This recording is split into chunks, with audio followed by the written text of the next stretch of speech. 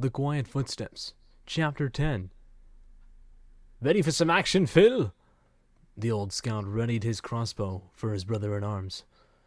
Always, Reginald, Phil responded across the room. Today's our lucky day. We might be the keep record.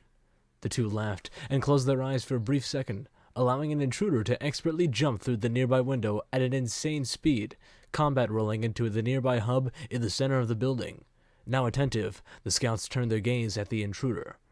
Standing in an open room, the girl fearfully pulled out her daggers and ran into the staircase behind her, arrows narrowly missing her as she ran. Knowledgeable of her position, she needed to reach the 5th floor, where the armory begins.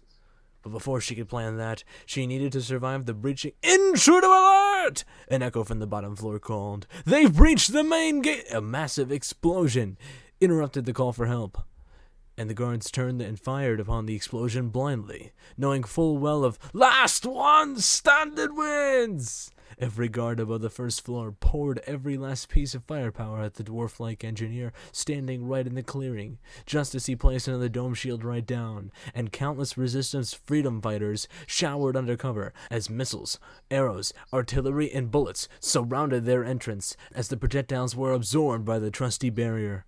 Alerted but steadfast, the clings and clangs of her daggers against each other under her coat seemed to be the only source of sound from her, alerting two bowmen nearby at the top of the stairwell who turned around from their post and stared point blank right at the entrance to figure out the sound. Hey! One of them shouted. You can't! Their accusation was cut short by the throw of two daggers right at the men as they fell over in pain. One hit with the grip square on his unprotected forehead, and the other was less fortunate, suffering a stab wound at the base of his left thigh. The girl took little time to observe the wound she caused, and knew she had to keep moving as fast as she could, desperately running up more and more stairs. She was worried that the questionably large quantity of guards would overwhelm her or the resistance, and for the latter she was beginning to see true. The next staircase, thankfully, would be the last one to the 5th floor to which the armory began, and her plan for insertion was quite simple. As the staircase led to the armory, there was a corridor immediately to the right of her, cloaked entirely in darkness, which was where she would wait as the guardians of the armory left to finish the fight with the resistance, their skill and finesse proving more than an even fight. The guardians of the armory were specially trained magistrate knights, the finest of the finest. As quietly as she could, she slid into the corridor with momentary visibility with a desperate and noiseless lunge. Not that it mattered, as the knight's armor was well loud enough as they suited up in the army for a tractor to break in. As hulking armor neared her, she knew the guardians of the armory were exiting to assist their allies. She witnessed in stealthy silence every passing knight to be distinctive in their own way, with their colors ranging from whites to royal reds and glossy black, size and stature matching to as short as she was to as tall as the elven librarian, all marching downstairs in an orderly fashion. The armory was beyond any rendition of her fantastical imagination. The ceiling lay above her head by more than 20 of her, glowing from the blue-stained glass which deeply contrasted the primary red color of the magistrate itself. The square shape of the fortress keep met in complete darkness so well against the stained glass so as to give the room an illusion of being perfectly circular, day and night. Based on her study and visual perception, the armory functioned via 3 ascending and widening levels, each widening the base of the armory, isolating the 1st floor at its base like the center stage of a coliseum, with countless bookshelves and weapons hung on the walls to act as an audience.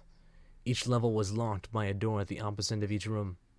If they remained locked, it would be impossible for her to reach the floors, unless she found another method for getting up there. Observing further, she peeked her head towards the door, which was guarded by 2 magistrate knights standing guard in complete silence, like statues against the wall.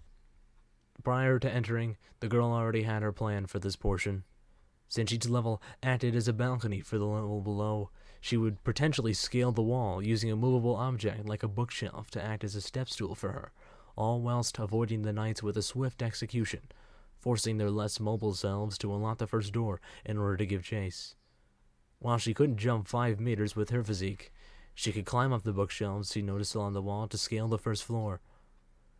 With every look she took outside her spot, the knights remained eerily still, each carrying lances big enough to pierce clean the skulls of mammoths.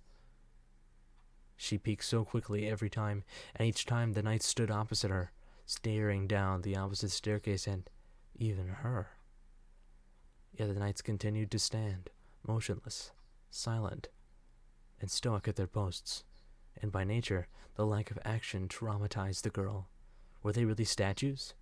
Do they care if she waltzed in? Behind the wall, the girl grit her teeth and played with her short pink hair. She closed her eyes and exhaled slowly. Standing up, she pulled 2 daggers and readied them at their hands, as if those shoddy knives could damage the knights. And she prepared herself for her assault.